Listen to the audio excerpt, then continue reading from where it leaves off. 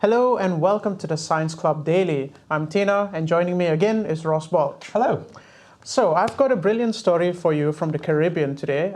There's a report from the University of Illinois saying that the coral reefs in the Caribbean have been resisting a global bleaching event. Well, that's good, right? Because the Australian coral reef obviously is in a lot of danger from bleaching at the moment. So it'll be interesting to know why that coral isn't, and getting the could same we effect. potentially apply those findings to actually save the reef? Exactly. So what has been observed is that the coral reefs from the Turks and Island, which is in the Caribbean, they were observed to resist a global bleaching event that happened between the years of 2014 to 2017. Now, if you remember back then, we were experiencing the El Nino climate cycle, which resulted in worldwide increase in temperatures and especially in the ocean as well. Yeah. And as you mentioned, this actually affected the Great Barrier Reef here in Australia, and hence it started a plethora of efforts to actually try to save it. Yeah. So an interesting part of this study is that they observe two types of corals. So there's the boulder type of corals, which is, as you can imagine, looks like a boulder, and plate types of coral, which are a lot more flat and spread out.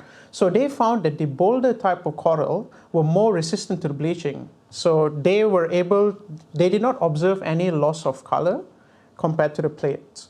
And another interesting fact is that apart from resisting the bleaching, once the global bleaching event ended, it actually recovered with a lot more strength. So the intensity of the color following the event was a lot more intense. So there's some pretty interesting mechanics going on there, right? Because it's not yet understood why that the boulder coral is a lot more resistant than a plate coral. Of course. So here's my theory. This is not an expert advice, but it's a question of surface area, don't you think? Right. Yeah, right? that kind of occurred to me as well. That because the boulder isn't as like you say, like the surface area, it isn't exposed as much to the ocean, right? To the CO2. Yes. Which is obviously causing the acidity in the ocean, which is causing the bleaching. Yeah. Yes. And so for those of you who do not actually know, so bleaching is basically what happens to coral due to increasing temperatures in the ocean.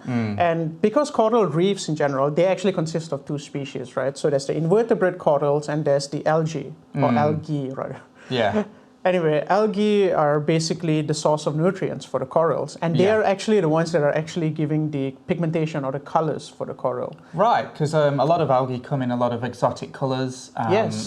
And obviously like there's the cyanobacteria, which are like not algae, but sort of algae as well. Algae-like behavior, let's call that. And and in fact, algae have been known for like really a fantastic color phenomena that you've seen. Like for example, there's the pink lake in Perth. Yeah. There's the name. Yeah, so, and there was the red bloom, right, or red tide. There was this natural phenomena where, like, apart from the side of the ocean, this group of red algae just came in and everybody thought it was like the end of times or something, which is.